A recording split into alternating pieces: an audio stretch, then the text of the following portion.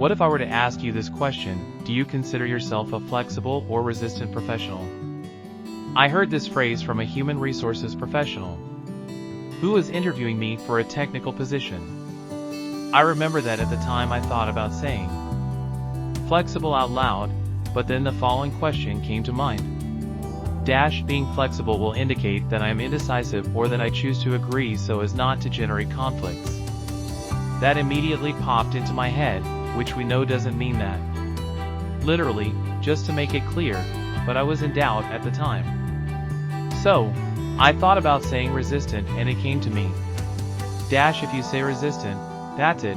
How can an IT professional be resistant if everything changes all the time and we need to adapt all the time? I thought.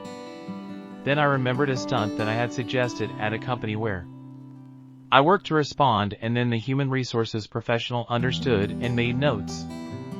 The story I remembered telling him to try to explain my profile about being flexible or resistant, which I consider to be complementary to each other, and that basically we all have to a high or low degree at every moment of our lives. I believe it presents exactly this learning, where regardless of how much we know or how much we still need to learn, it can contribute to our environment and also become a renewing experience. Let's go to the story, which is also present in my book Technology, The Dream Career, Behavior, and Procedure. Have you ever heard the phrase, your work is your laboratory?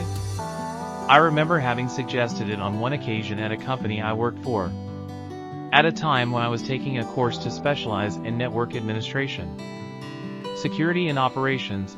That was a few years ago. I worked as a technical support analyst in the infrastructure area, and that course was truly wonderful.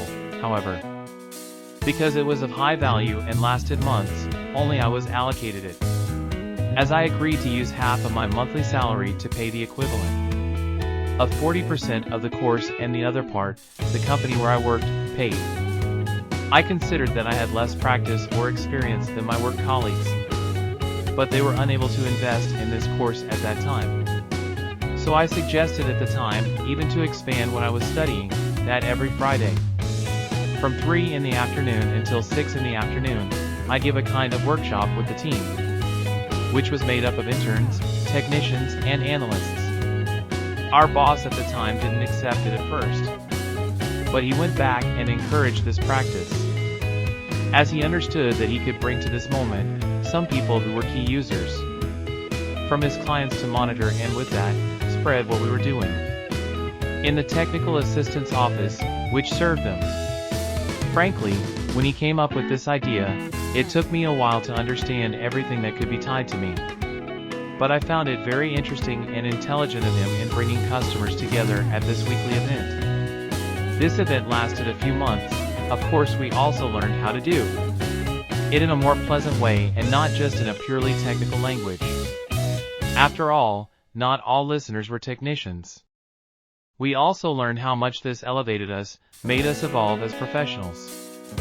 In just a few hours a week, in which the team decided to learn together, without egos, with humility, and with a desire to learn more.